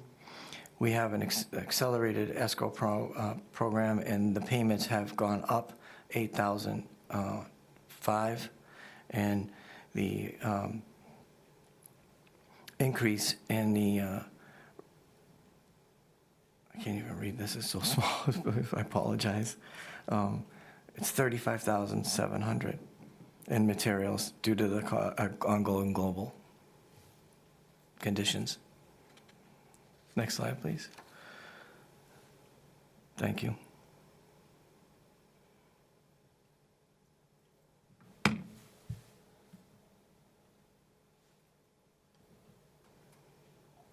Hello. Okay, Councilor Malik. Thank you. So I have a couple questions, but I'll start with energy costs across buildings. Do you, as a department, I guess I'm just curious on where the energy efficiency work has been done, where we're seeing the biggest spikes. It varies from building to building depending on the age and year of the equipment. A lot of our facilities are open longer, which consumes more energy. Every time we have a cooling center, every time we have a heat center, outside the normal hours, and we modulate the schedule to unoccupied when they're not in use, and when you change the schedule, there is more of a consumption use, and the market, as I previously discussed, has changed. A significant impact. It went from 9 cents to almost 14. And especially the delivery aspect of it has significantly changed the cost of the energy. The energy efficiency programs, we do monitor it, and Sean, my sustainability person, has been on top of it, and we do keep a log to look and compare from what the consumption is the previous, especially if there's a spike. It's usually related to a higher use. I'd be curious to see the graph of what buildings where it's increased, where energy efficiency investments have, been most fruitful, and Absolutely, I would expect that something I where can you're provide. looking for the efficiencies, also that prioritization of which buildings get those. Absolutely. Yeah, I'd love to delve into that a little bit more. And I had another question. I don't know if anybody else wants to talk about energy or if I should keep going. Keep going. Okay, I want to talk about parking meters downtown. Yep. I see we've brought in, it looks like significantly less revenue in parking meters. I know we're only partially through the year, but so I'm curious about that. And I'm also curious about what it would take for us to get an app for the downtown parking meters. You would have to, obviously, the meters that are currently existing are first generation, and they would have to be modified or upgraded to make that happen. Yes, it can be done, but there will be a cost associated with it. Is that in the realm? I have, I think, 3 different parking apps on my phone, because I think there's just 3 of the big ones that, every municipality you go to, it's like, which one do I go into? So clearly there's options out there. Yep. Would that be under the purview of, I don't know how many people still carry quarters to pay for parking meters anymore. So would that be under the purview of your department to look in that? And presumably that would be going out to bid for Yes, it contract would. for like redoing all of the parking meters? But one of the challenges too is that couple of the bigger firms used to be all on state contract, and they're not. The previous one, the current meters that we had, we purchased those off a state contract, and they're no longer on it. But yes, that I can easily provide that information if the council would like. Can I interrupt? Sure. Council You don't need to replace the meters. The communities that are doing that don't have any meters. The program itself automatically goes to whoever the parking clerk is or whatever, and it pops up and it says, Leora Malik's license plate number is okay, and as you go through, they just scan the license plate. It's a tool that the parking attendant has, or the cop. You don't need to touch the meters. Some do, some don't. I Some have to upgrade to number. integrate so that the parking tool works with it. I did look at it a while ago. But as somebody who parks in a lot of municipalities, to pick up on Councilor Malik's point, there's one or two programs that every municipality uses. You just go in and it doesn't cost anything on that end, and all you need is one or two of the readers that read the plates. Councilor King, then Councilor Cannon, and I'm sure Mr. Paolini will look into it. Right. So we put these meters in about 8 years ago, Yes. and I thought they were obsolete at the time. I didn't think we should be doing it, and I'm still not convinced we should do it. But I think if we're going to continue doing it, we should definitely make it easier along the line stated. And that starts with taking the meters out because they're ugly and unnecessary, and be like Worcester and Lowell and parts of Boston, where you just press your 5-digit or 4-digit zone number into your app and you pay by your plate. And that's the way to do it. And I think we should really consider just having a 2-hour free parking downtown, and because I don't see these meters strongly enforced. They must be to some extent, but I don't see them strongly enforced. That's the police department. I don't enforce the No, meters. I recognize that. Maybe we could save some money and deputize you. But I don't. That last budget, we hired another parking lady. Right, so I don't see them strongly enforced, which is, I'm not suggesting they should necessarily be either, but it's just as easy, and you achieve the same bottom line if you enforce a 2-hour parking limit. I mean, maybe it's not just as easy. Maybe they find it a little bit harder to mark the cars however they do it. You enforce a 2-hour parking limit. If they're there for more than 2 hours, you write the ticket. But you don't make people pay. I mean, making people pay a couple bucks to park downtown, to me.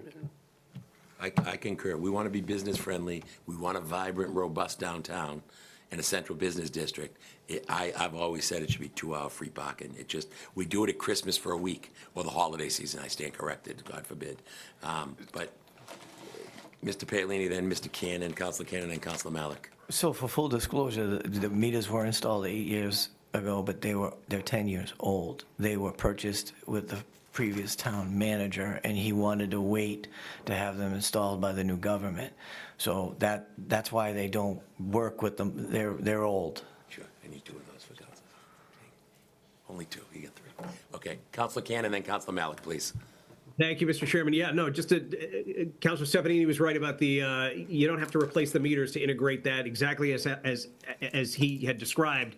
And I wholeheartedly agree with Councilor King there. Let's find a way. Let's have the mayor, please, work with police on the enforcement piece and facilities on the meter piece. Let's get rid of the meters, work out the enforcement so you don't have someone parking all day, make it business friendly. The people in this room are probably some of the few who because they don't want to be photographed not paying for a meter.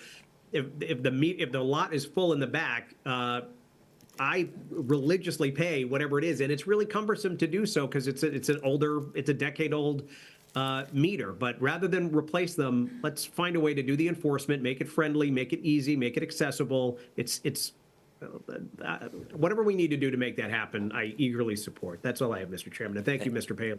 Thank you. It's Councilor Malik, then Councilor Stefanini. So I'm looking at the decrease in revenue from parking meters, and I'm curious if that's the police's responsibility, why you get it in your revenue line? It's been in my lines since I started in this position. Jimmy Egan days. Yeah. That's not the enforcement revenue, right? No, That's the meter. That's the meter revenue. Okay, so then my question would be, why do you think there's such a decrease in meter revenue? Do you think that's less people parking downtown? No enforcement. But you're saying People who park there all the time realize they're rarely enforced. It's and not rarely often enforced, so they So why say. pay? Why pay? So that right there proves the point, they're not enforced regularly. Okay. Councilor Stefanini. Thank you. A few questions. First, what do you have for open capital projects, and what do you see in the next year for capital projects? In the presentation here that we presented? Yeah. Yeah. So I have a gazillion capital projects open right now, so I'll rattle them all off. What's the total value? Including dispatch? Everything. Dispatch is probably 26 million. There's 12 million at the community center. I'm wrapping up this roof. It's probably in the neighborhood of close to 50 I'm going to be closed in on. You're talking 188 Concord Street that throwing when Mr. $26 Cardiff and my million mother owned the in there? building, we could have bought, the city could have bought it for $1 million. You tell me that's $26 million. I almost fell out of my chair yet. When it's 10 million for the construction and it's about 15 million worth or 16 million worth of equipment. Wow. Because you have to We're in the update. wrong business. You have to update every single micro dish for the community and all the towers. I mean, there's a lot of components that are outside the facility that have a cost associated with it. 900,000. Could have bought, All the are we downtown. opening up July 1st? What's that? That's all grant funded. I get that it's grant funded, but the longer we don't open up, the more it's in our budget. Oh, I'm well aware. So I'm just saying, we were told January 26th, I think, at one point, then July 26th, and now when are we told? September 26th? It'll probably be done December, January. 2027, Councilor King. We'll still be here at least. What's taking so long? There was a, Wayland joined at the end, and they were working out the MOU agreement. And then now, at this stage, the contractor got a notice to proceed January. I think I gave notice to proceed January 3rd. So I have to take the roof off. This is such a significant level of construction that has to be done in that facility, because you have to make it a Category 4, because it's a specialized facility in the building code. There isn't, no matter what facility we go into, we'd have to do significant structural upgrades. It's hard, it has to be a tremendous amount of earthquake proof. So there's going to be a ton of steel going into that facility. Thank you. So if you could, I won't ask you to go through it tonight because you don't have it, but if you could give us a list of the projects, the budgets, what the status of them are, that'd be great. Absolutely. Second question is, I assume, and I haven't had a chance to talk to you about this, so I figured I'd ask while you're here, do you have thoughts on the efficacy and efficiency of consolidating buildings and grounds with schools and what that might look like? That's kind of a loaded question. You don't need to answer if you don't want to. I just figured I'd give you an opportunity. But I think it's kind of unfair to ask him that question. I'll withdraw the question. I was just trying to give him an opportunity. But can you give it some thought, and we really... I have. The one thing from a director's perspective is that who are you going to report to? Because is it the school committee? Is it the mayor? Who are you going to report to? Are you going to report to both of them? Yeah. So there's going to be challenges like that if it's not thought of in the front end, it's going to be challenges while you're trying to do the operational standpoint. And I'm trying to be genuine when I say this. I think that is like a very integral component of whether it's going to be successful or not. I guess I was asking more of an operational question, but I agree with, I'll agree with Mr. King. Mr. King, I'll withdraw the question. I was just trying to be fair and give you an opportunity to have a conversation. Headquarters in Saxonville, do you have a different location to look at, or are you homeless if you are not in that place? Unfortunately, I'd be homeless right now. There is no, Marion community center won't be able to be occupied until it's completed. Okay. I just, it's such a beautiful building in a central retail area. Understood. I understand. In all fairness, I'd rather have him there than, one time there was talk about putting that needle exchange program up there. I was thinking of commercial use, like a coffee shop or something that generated tax revenue. No question and about it. Enhance the neighborhood. Mr. Cannon is always talking about, how we can do something to improve and look at that area. I was just trying to pick up on that piece, and I had heard some discussions that maybe you were looking someplace else. But as always, I appreciate all the stuff you do, and thank you for your responses. Thank you. Thank you, Jim. Anybody else? Council Malik. And Mike also has his hand up. All right, yeah, I saw that. I'm going to you first. I called on you, and then his hand. Talking about 188 Concord Street, so I understand that the health department just got told that they need to move for that work to happen on that building. Yep. Can you, I don't know if that's to you or to the mayor's office? I can answer it. Because of the level of construction that we're going to have to do in there and the sequencing of the steel, we're going to transition them out into this facility and for temporary space so that the foundation work and all the other steel can get done so that it doesn't really truly disturb the day-to-day operations of them. The building itself, as we adopt, I don't want to get on too much of a tangent here, but as we continue to adopt like energy codes and all the upgrades that come with it, there's challenges when you do work inside occupied facilities. Like to meet the energy code, you have to have spray isonine into the wall cavity. Well, you can't have it occupied while that's being done. You can't have it occupied depending on the condition and what ends up being what you apply. 5 to 7 days afterwards because of the off-gassing. There is a lot of nuances that come with adopting the newer energy codes that affect, like when I do something day to day, it changes when I approach a roof. And you just have to, there's a lot of thinking through of how that's going to be done so you can do it as seamlessly and efficiently as possible. And did you say you're taking the roof off of 188 Concord Street? That is correct. To put steel in there? I'm taking the roof off. You're taking off the roof. How long are they going to be? Back on? How long are they going to be displaced? Hopefully less than 6 months. Okay. And then the roof, Councilor King asked, does that roof go back on, or are you building a brand new structurally more sound roof? They don't have I-beams on the roof, it's purlins. So I need to put I-beams on it. Yeah, you can go then, Councilor Cannon. I take it the parole board must be leaving too? I'm trying to find a temporary space for them, yes. Are they coming back? Yes.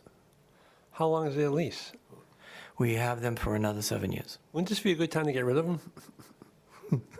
If they're going to leave the building, I mean, it's just like, if we're going to use that as a municipal building, having the parole board in there is just not conducive. Where is the dispatch center going in that building? The 4th and 3rd floor. Does that increase the cost too, the fact we're putting it up so high?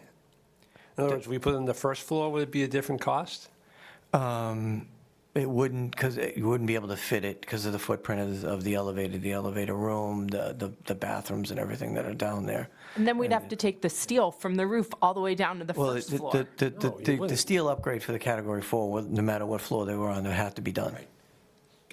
Mr. Tassino to follow up then, Councilor Cannon. When we discussed this with the chiefs, the issue with that is people would have to go through their space to get up to the 3rd and 4th floor, so they wanted to be isolated and left alone. There'll be security doors and measures and gates so that whoever is occupying the 1st and 2nd floor can't go any further than that.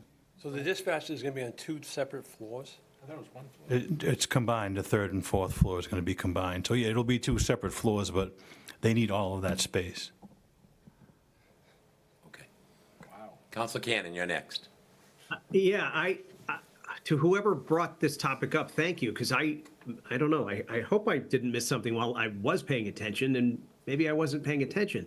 Did we anticipate all of these things? I also thought that it was one floor. I mean, help me understand the benefit of having, if you're going to build a facility from scratch like this, how is it beneficial to have it split over 2 floors? Perhaps that's a question for Mr. Tassino.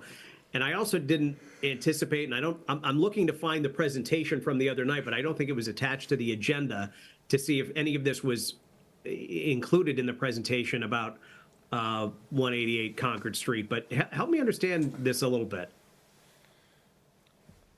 The third and fourth floor, they need that square footage to run a dispatch center. We, when we laid this out, we were hoping to eventually get at least 4 or 5 communities as a whole, and that's the space that we need. We need both floors. Because of the square footage. That makes perfect sense. I guess my follow-up question is, if we knew we needed X square footage, why, it's an emergency response building. What are the circumstances where someone's going to need to run up and down in the course of, operating the facility? If we needed X square footage, why did we not limit our search to properties where X square footage was on one floor? Because it works with the third and fourth floor. There's going to be a stairway that connects the third and fourth floor only. So the way it's laid out with the offices and the dispatch work centers for every individual dispatcher, it works. It works for us, it works for the employees of the dispatch center, and it worked for the chiefs. Okay, I'm not in that business, so I trust your judgment, but if we hire somebody that has a mobility issue and they need to get quickly, I don't know, I thought it was one floor. Did we anticipate, so it sounds like we anticipated that. Did we anticipate having to take the roof off and asking the health department to leave after we had just moved that in? I don't remember a robust discussion about some of these details. Yes, we knew that the building had to be upgraded before we entered into this project. We knew that there were requirements of the state 911 system on seismic requirements for the building, and we had the architect design it accordingly. Okay, so when I go back, and I trust I trust what you're telling me there. So when I go back and I look at the documents to see how I missed this, this will reflect that the dollars involved in making it a Category 4 building, all of that has been forecasted from the beginning into this project? Yes. Okay, terrific, excellent. Thank you very much. Thank you, Mr. Chairman. Thank you, Mr. Tassino. Thank you, Councilor Cannon. Anybody else for Mr. Paolini? Seeing none, Jimmy, thank you. Thanks for all you do. Thank you. I say it all the time. You keep everything together with duct tape, so it's appreciated. That's the line item you need in your budget, because you do a lot with not a lot. So thank you. Thank you. Yep. Have a great evening. Any member prerogatives? Anybody have anything they want to share or add? Councilor Stefanini. Thank you. Just a few things.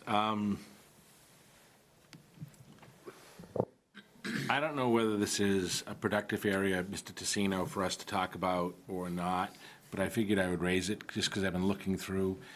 Is it worth us doing the brain damage around cell phones to think about whether or not it makes sense for us to have a unified contract? And I look at Mr. King. I just look at these budgets and everybody purchasing their own cell phones. And one of the things that always strikes me when I look through the spreadsheet of how we spend our money, the checks, is the number of checks that go to AT&T or, whoever it is that we're buying checks. And it's not like it's a little bit of money. The library said they had 3 cell phones, one for the mobile, one for the director, one for the assistant director, and it was $7,500 a year. That's more than I paid by a lot for 4 lines in my house. And I know every department's doing their own thing. Do we have like a policy? Do we think about it? This could be for laptops too, so who the heck knows? Because these bills, they go out of crazy. They're crazy. I don't want to go down a rabbit's hole if it's a waste of time. But if every department is procuring their own cell phones and going through their own process, do we have like standardized contracts? I mean, I just don't know anything about it. We can certainly look into it. I know the Verizon is on the state bid list, so when a department adds a cell phone or buys a cell phone, it goes through the state bid list. As the IT director pointed out, sometimes it's a cell service, but it's not a phone, so I'd have to ask the library what that's for. Highly unlikely that we pay $7,000 a year for 3 cell phones, but we could definitely look into it. I didn't think it was fair to ask them about that, and I wanted to have a conversation with you about sort of global, whether it makes sense. If you could look at it, if it's not worth looking at, then I'll drop it. I'm sorry, I was trying to give him an opportunity to talk about consolidation. I know you're working on that. If that was taboo, I'm sorry. Revenues. When we meet with the school department, I want to talk, Mr. Chairman, if I could, just for a second amongst ourselves. Yep. We've got a very important meeting coming up with the school department finance committee. We do. And I think we need to have a conversation among ourselves a little bit about this. And I personally think we need to have a spreadsheet of what revenues we have as a community in total. Not pieces of it or whatever, but one clear crystal sheet that says, here are our sources, here's how much money we have this year, here's how much money we had last year. I, for one, well, this may not be realistic, would like to see us see if we can't stick to what we used last year for free cash. And I realize that may not be realistic. But I'd like to at least try to have some fiscal discipline at the beginning of the conversation. And then if we have to, because the need in a given area is there, and I don't know how my colleagues feel, but I think we should, I commend, and I'm looking at Mr. King and Mr. Cannon, who have been on the Finance Committee the longest, we weaned ourselves off of free cash over a few years, and now we're pushing ourselves back on the elixir or the intoxicant that we had pulled ourselves off of. And I'm not really eager to see us there. And I'd like to see if, I'm curious as to what other people think, but I'd like to see us look at all the revenues and see if we can't start from the starting position of what does the budget look like that doesn't utilize more free cash than we used last year. That's number one on my list. Number two on my list is I think that we have to, at least in my opinion, without getting into banter, convey to the school department finance committee that they bear a chunk of the burden in whether or not the community trusts us with their money. And that there needs to be some kind of, for lack of a better term, tough love. And this is from somebody who has taught in the school system. I've supported override and tax increases for schools, and I support our schools. But it troubles me when I see an academic program that isn't in all the schools, that has 3 classes, 75,000. that we're spending money on. It doesn't meet academic standards. Right. I don't know about you, Mr. King, but when you were at a regional system, would you have a program that didn't have a feeder system, that had 3 classes with 35 kids? We got rid of all those such programs. That's right. And I've talked with teachers and academics in other communities, and they have turned around and said, you know, we wouldn't do that program in our community. It's not because of the students or whatever, it's, there have to be some standards. You can't lose 700 kids and not have an impact on the budget. And I think we as a community need to have a tough conversation at this point to avoid a loggerhead collision in a month. Can I just correct my answer slightly, just in case anybody's watching? Yep. We were a relatively new regional school district, so that issue you brought up was a major issue, because you had different elementary systems. The high school was always regional. The elementaries came in about 10 years before I got there. And there were a lot of different programs in each one. So we either kept them and put them everywhere or got rid of them. So that's the right answer. Right. But I think that's not a financial answer, that's an academic answer. It's an equitable answer. Right. You can't Right, teach you in have one to do it school right, you have to do it and that not- way. We got 9 elementary schools in 3 minutes. I sat back, this is what drives me crazy, and everything I concur with you about pro schools, I've been pro schools my whole life. It's what makes a community. My daughter wants to be a school teacher, we'll put that one out there. And we found out that we got 9 million coming in, more in revenue supposedly than we got last year. And the schools come in looking for 15 million. Then all of a sudden the number becomes 8 million, and I've said it before, I'll say it again until I'm blue in the face. City council cut school budget by $8 million. We're the bad guys all the time, and gals. That's not fair. And you're right. They need to work with us on this. And if there's only X amount of dollars, we need to make it go a little bit farther. We've got a new, and we need it, a South Side elementary school. I don't even think the folks on the North Side even totally understand that Hemingway's maybe gonna go away. I don't know. When I talk to people, they think we're gonna renovate that later too. I don't know what they think. But that's the gist out there. We're gonna have to go to the voters again. This isn't gonna be like Fuller Middle School. This is gonna be a harder sell, and I support it. Different time. A whole much different time. Then we have the Keefe Tech fiasco coming up. That could be $500 million. And I don't know if everybody's looking at that like we are. And I guess, Mr. Chairman, I think you set the stage very nicely. The point I'm making is our credibility, our financial credibility is at a low point at the moment. And I'm not blaming anybody, I'm blaming all of us, including myself. We're at a point where the economy is a little bit, the federal revenues are a little shaky, the state revenues are a little shaky, and we're at a point where we had a snafu in the way we calculated our taxes, which dealt with some issues. We have some transparency issues that have, created some issues. We've got enough things going on. We need to convey that we are responsible adults that can handle a $400 million budget and deal responsibly. At the same time, I don't think we want to be entering into the prerogative of the schools. I don't want to tell them what to do or how to do, but I do think we need to have a conversation that says, look, we need you to work with us to tell us how you work within those revenues. And by the way, if at the end of the day, if they get to whatever the mayor's number is, which is $7 million or $6 million or $8 million, whatever that number is, and they come to us and say, look, this is what that means, and we need another $300,000 for something that has value, I'll be there advocating for that $300,000. But I'm not there until we get to the number that is the number we share together and we know what it looks like. It can't be, oh, we weren't counting on a federal grant and all of a sudden the federal grant money, we need to have some transparency amongst ourselves as decision makers. And I wanted to have this conversation as a group. I agree. Because I think we need to be prepared, Mr. Chairman, for you to lead that conversation for us. And I think you did a nice job tonight. But why are we having a meeting with them again now, School Finance Committee?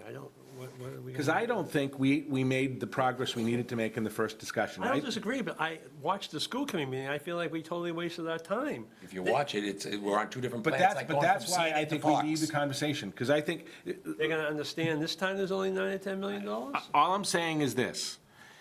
I am a big believer. I don't get into, and maybe it's the lawyer in me, and as a lawyer, you have to exhaust your administrative appeals before you get yourself to court and everything else you do. I feel like we're getting to a point where we're going to be in conflict.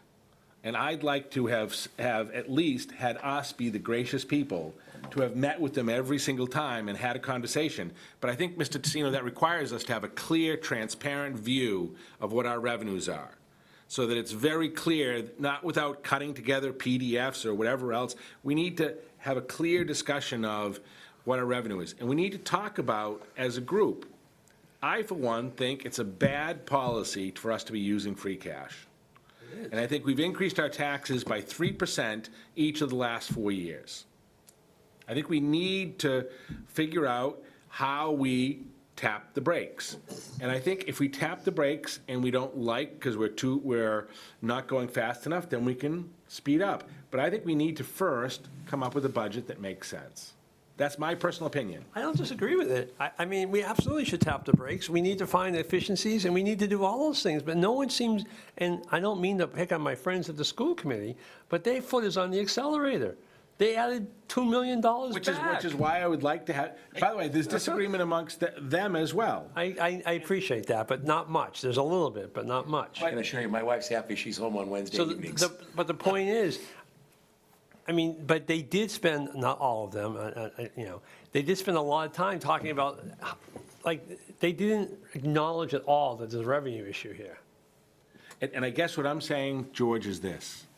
When I run into a decision maker that is stuck in a loop the way they are, because they're responding to the audience and the question in front of them, and, oh, gee, we got rid of that noise, it's because they're doing exactly what you just said. They're not in the moment of the revenue.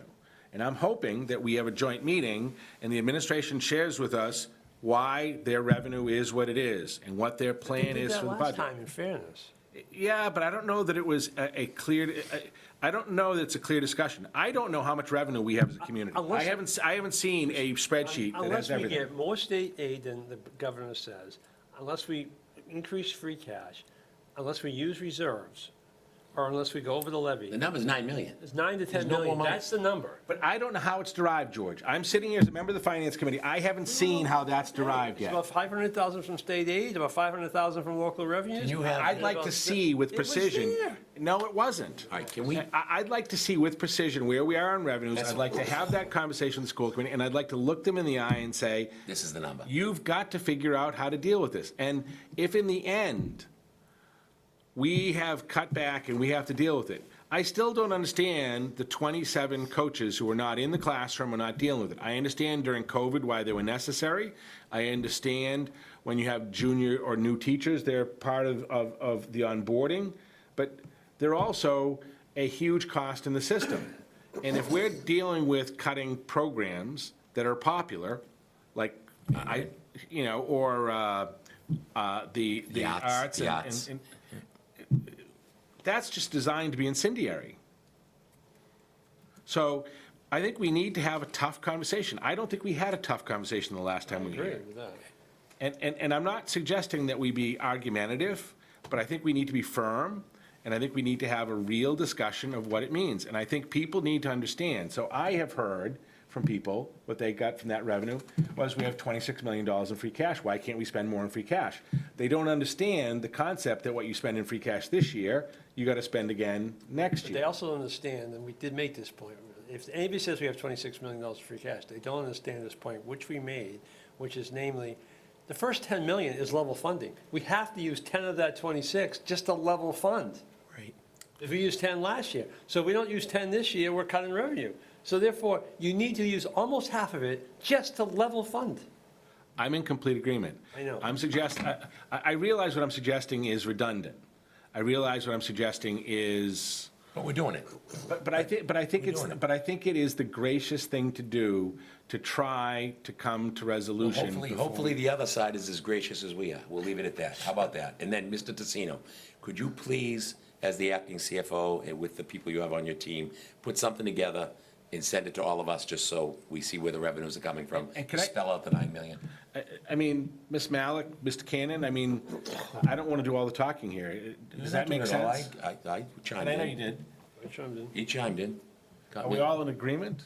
I think we're all on the same page there, for the most part. I have, Ms. Malik, do you want to speak before I go to the public? I have one person in the public looking to speak. I don't have a clear sense of the revenues. Okay. Or how even trend over time.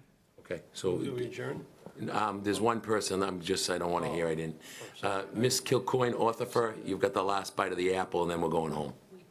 Oh, then That's good. Counselor Malik again. Okay. Yeah. You were just talking. You didn't- Having been there last night till 10 with the zoning, I Not to appreciate tell me I wanting did to 2 Zoom calls last night. I'm right there with you. Yeah, I have to completely agree because I listened to the school committee and the meetings, and I don't think that anybody's put a clear picture together for the citizens of Framingham that tapping into free cash is not sustainable. And I don't think that they get the picture that, eventually all of the tax burden of all of this spending and not really understanding where the revenues are coming from is we're just marching towards this big hole. And I think everybody needs to understand that it's not, the burden just can't be on raising taxes. There has to be a better plan for revenue, and people have to understand that, we just can't fund everything. And I completely agree about the coaches, having had a child in elementary school in Framingham. I didn't understand what they did. They certainly didn't help me with my child. And I am perfectly fine with spending tax money on schools.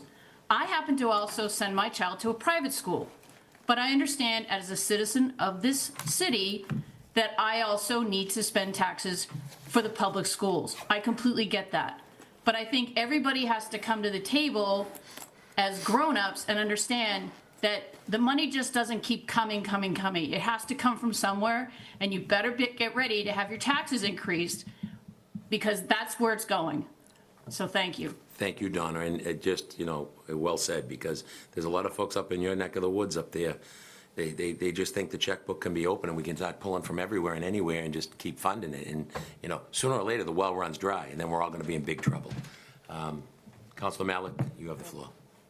You good? Okay. I'll move adjourned. Got a motion adjourned by Counselor King. I got a second by Counselor Stefanini. Roll call vote. Counselor Cannon. Yes. Counselor Malik? Yes. Counselor Stefanini? Yes. Ottaviani, yes. Counselor King? Yes. Everybody, thank you, and I know we've been meeting a lot, but I appreciate everyone being here and the departments being here, and we're going home at... Tuesday. Yep.